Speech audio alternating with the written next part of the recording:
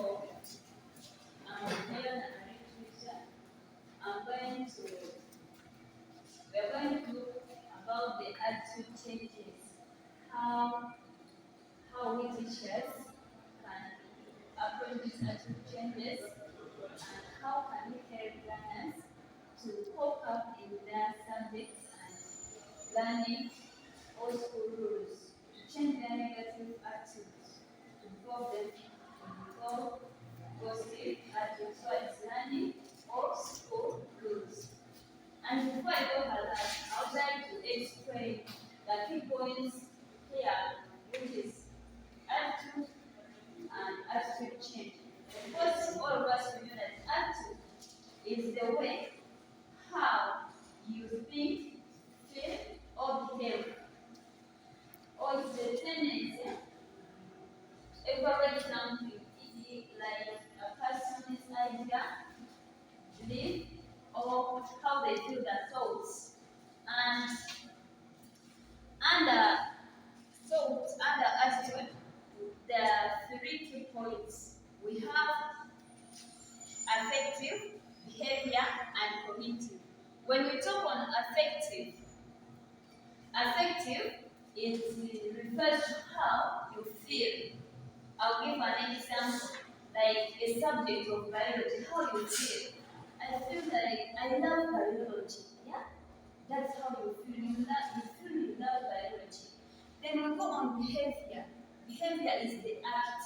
If you love biology or if you hate biology, how do you act on that attitude of yours? So, how you act, you can say, if you love biology, you attend its classes regularly. That's the behavior. Acting, taking actions towards your affective, or towards your behavior. Then when you go on the cognitive, remember attitude is combined of affective, how you feel, behavior, taking actions, then cognitive. When we talk on cognitive, it refers to what you think or you believe towards that subject. Assume that it's biology. So you have said you love it, that is affective. Again, you say you take actions by attending the classes of biology regularly. Then, under cognitive, you will take a step. Why do you love biology? Your belief, your strong belief towards that subject. That's cognitive. I love biology because it helps me understand the world. That's what you believe about biology. That's what motivates you to love biology. Though that is what we call attitude.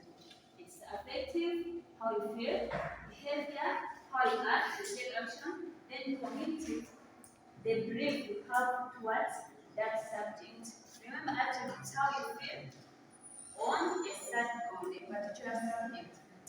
Then we have attitude change. Attitude change, as we have what is the process or the a shift to the way how someone feels, how someone behaves, takes action, and how someone's believes, how someone's behaves, takes action, how someone believes the thought someone has towards a particular subject. So this is the attitude change, the shift now. Either it has been a negative attitude, which you have now understood that I was motivated by the bad peer group to involve in this peer group, like the drunkard. You may have being motivated by some people who are drunk, who are drinking alcohol actually.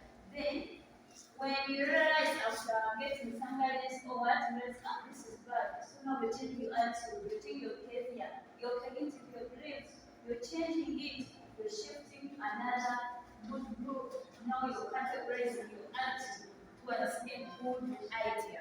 So that's all what we mean about attitude and attitude change. So now we are going to see what strategies for attitude change and how they can be applied in changing students towards a learning society or school rules. You know, most students have the tendency of misbelieving school rules. They say that the schools are taking it difficult to their lives. But with teachers, we can guide those students how they they can change the adjuncts towards schools and learning societies like some subjects like science subjects. Most students get those subjects. So we can set some approaches where we can help those students. So here are number one, we have perspective communication. Perspective communication. When we talk of perspective communication, we mean the way how you can, as you see, communicate, you can use face to face or what, how you can communicate a student effectively, motivatively, so that she or he can change his negative attitude. Here, when we talk about perspective communication, we only need that you have to bring out the successful model or role model or teachers, students, even prefects.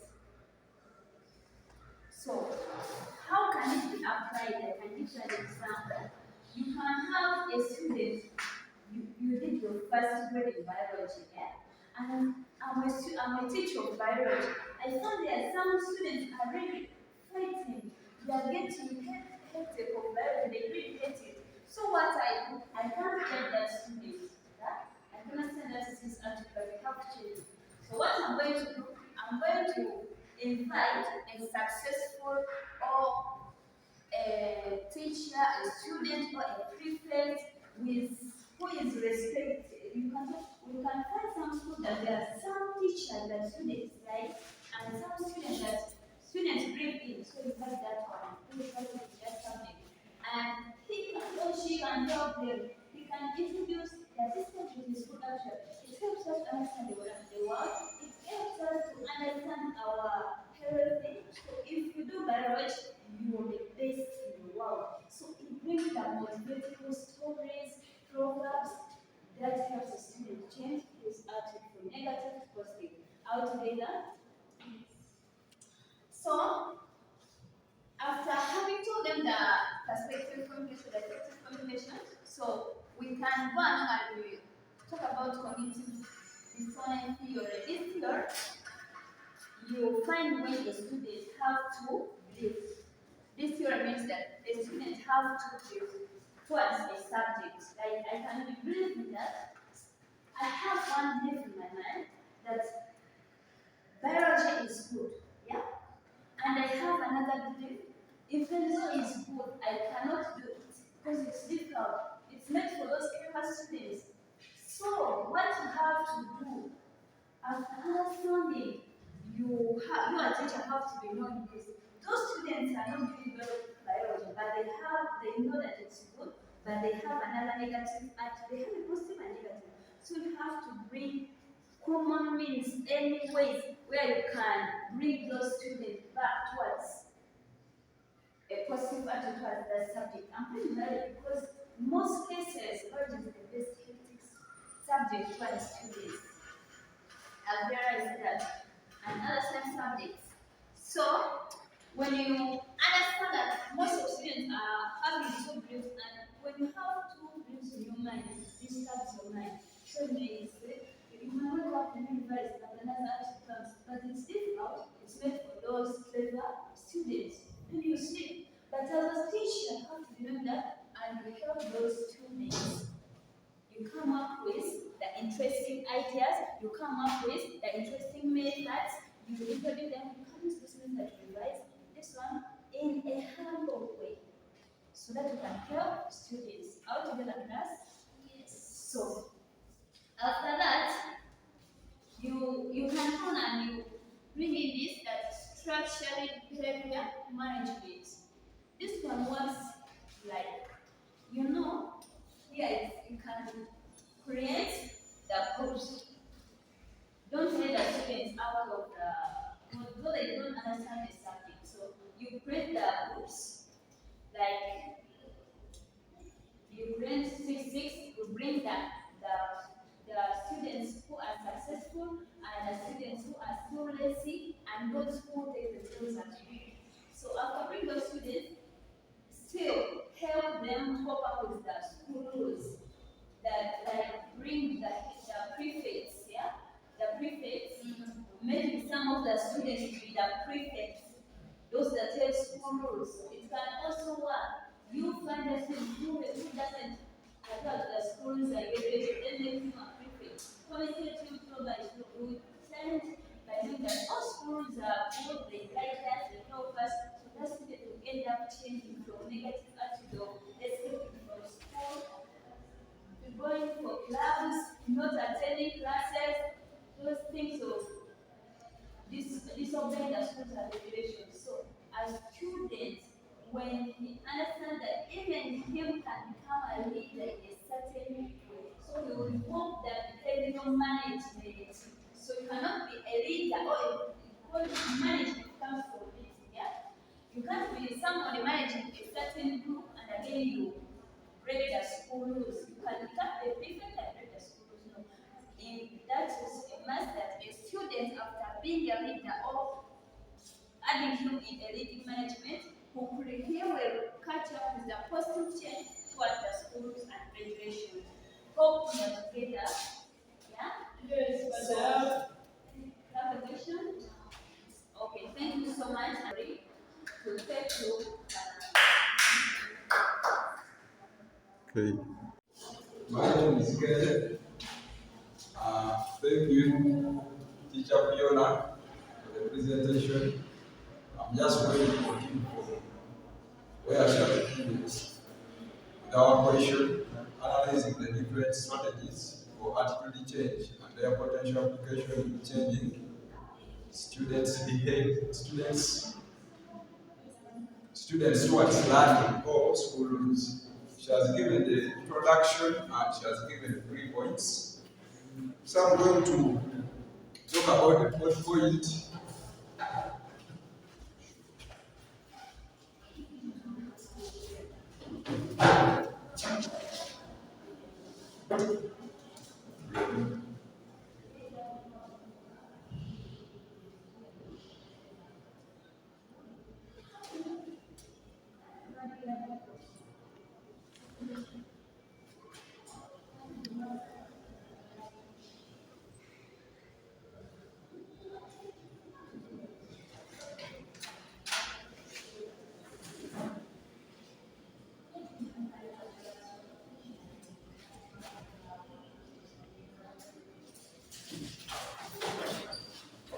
Just continuing with what she started. So the fourth point is social learning theory. And under social learning theory, basically we get people who have made it in life, the so-called role models, and some great men of impact. And we bring them, they talk to students.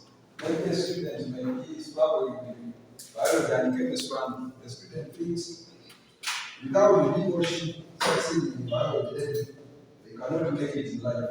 But when we bring people who have made it in life, even without doing some of these subjects that are disturbing the student, and they talk to them, they bring that hope back to them that even without this succeeding in biology, still I can be important in this country.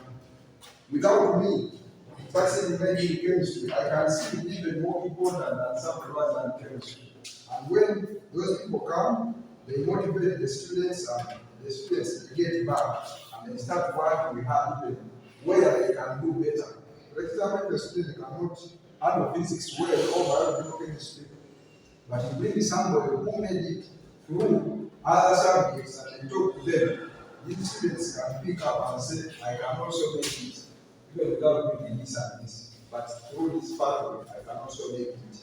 Then, maybe also you can bring some sportsmen who have made it, like Onyam can come to a class. There are some sportsmen in class. Maybe they are not good academically, but they are doing well in sports. And Onyam can come and motivate them that even if you cannot do it very well in academics, but still you can use this time to acquire the basic skills, like language skills. For example, you can be a sportsman, maybe an athlete or a footballer, but you need that, you need the language, you need English. Maybe Arsenal wants you, or Man U, and you have to be knowing the basic English at least. So By bringing all these, we try to bring up, we try to encourage these students to concentrate in the areas where they can do best. That is social learning theory. Then the other one is high rigor deeper learning. High rigor deeper learning. Basically, this one I can basically take up the example of mathematics. Math teachers well, I can call it teasing. They give simple examples and then when it comes to exercise, I call it. They give something that is hard. Basically, they want you to go deeper and learn more because when they give examples and again they give simple exercise, you may stay relaxed. But when the teacher gives something simple and again brings in a hard exercise, that thing will trigger your mind that it will encourage you to go and read more and consult more even within your colleagues. You will consult from each other, you come together, you come together. As a whole doing that, you are being motivated towards that subject.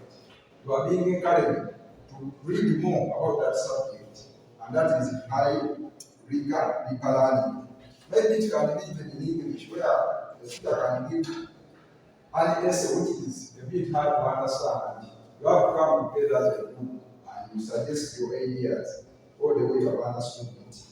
Then the last one is education and information. Providing accurate, clear, and balanced information help reduce ignorance and bias. Yes. Sometimes students may have bias. Maybe they may have false conception about maybe a certain subject. For example, you can be in senior one and you hear a senior folks saying, well, it's very hard. When you're in senior one, you have not even tested how hard it is, but you already reached there. You already started with that bias. Maybe even from home, you already know that for us in our family, we cannot manage your police. So you already have that bias. So when you educate and inform these students, you give them stories of people. You encourage them.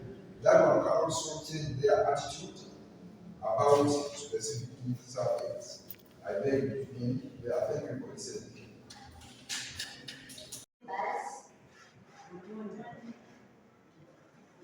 My name is Moza Christine, doing Bachelor of Arts in Education. So I'm handling number 2 and our question is, as a future educator, how would you approach changing the negative attitude a student holds towards a particular subject of the whole year?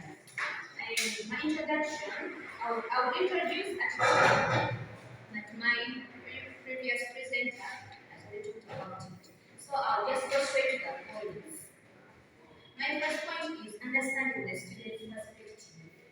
And there we have one-on-one conversation that involves talking to the students, understand their concerns and feelings. There you can understand you that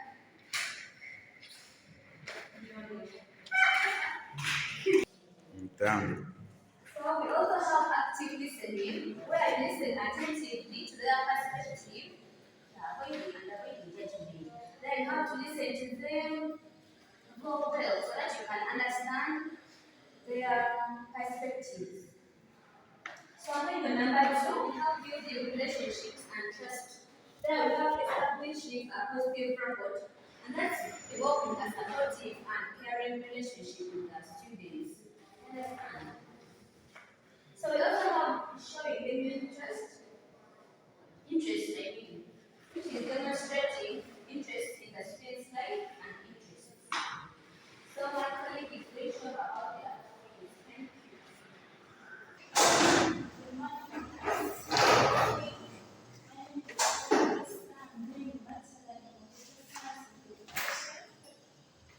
I'm going to continue from where my friend has stopped. So the third point is strategies to promote positive change. And the first strategy we have peer support. Peer support, we find that you should pair a student with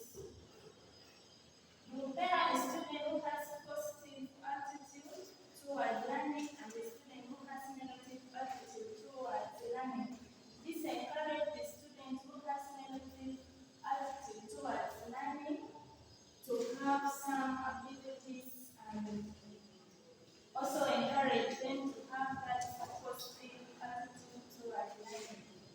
And the second point, we have creating a supportive environment. We can create a supportive environment by open discussion. You can create a discussion like grouping people according to their abilities. You can mix them up, people who have positive abilities and those who have negative abilities, so that you can encourage them to learn from each other. And the fifth point is monitoring progress and adjusting approach. We can adjust approach by willing to adjust. We can adjust approach by regularly checking in with the student to monitor their progress. This can be done by you can give them like the work and you check how they are progressing and you group them according to their performance so that you find people who are performing better, you group them with the students who are performing who are the students they want, so that you can encourage people who are performing equally to have some positive attitude towards them. Thank you. Let me continue from where my colleague has stopped. And here is my question. As a future educator, how can you approach changing negative attitude a student towards a particular subject or a group of peers? I have like three points. The first one, how to handle this, like you observe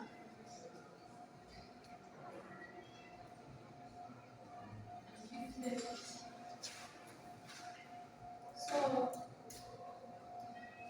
in this I mean that as a future educator I have to observe and reflect what is the cause of that negative attitude towards a subject. For example, if a student has a negative attitude towards, let me say, math, you have to observe what would be the cause of that negative attitude.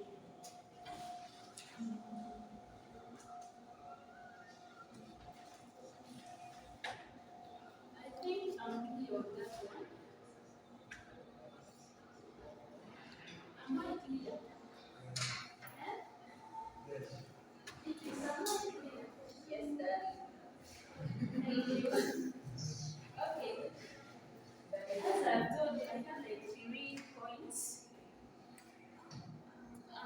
As a future educator, you have to provide a supportive solution.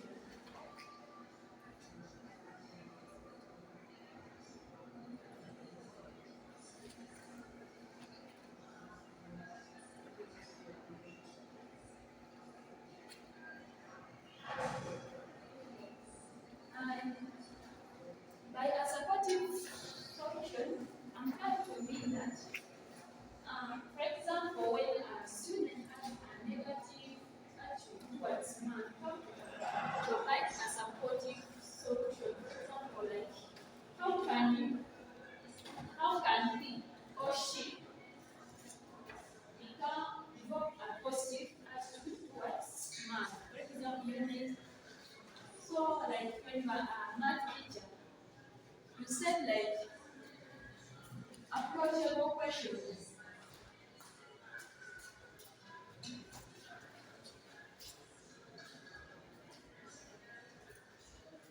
Questions that can be approached by a student, that particular student.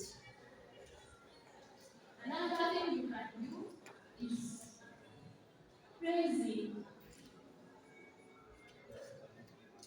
a student.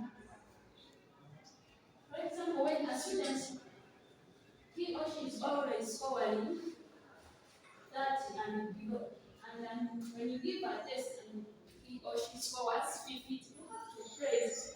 Thank you very much. And next time you can do better than that. Another point how you can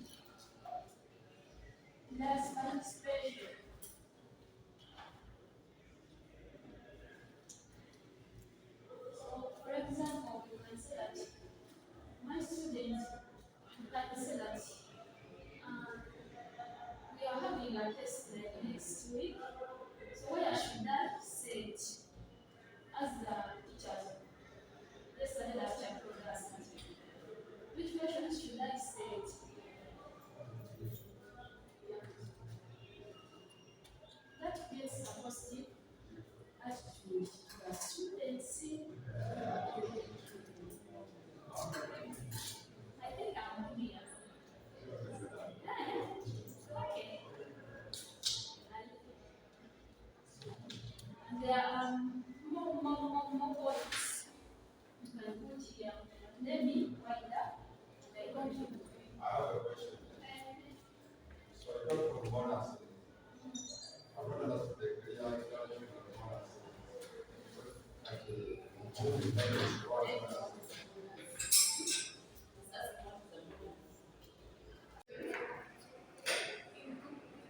In conclusion, future educate the next year. You can approach attending negative attitude of a student towards a particular subject by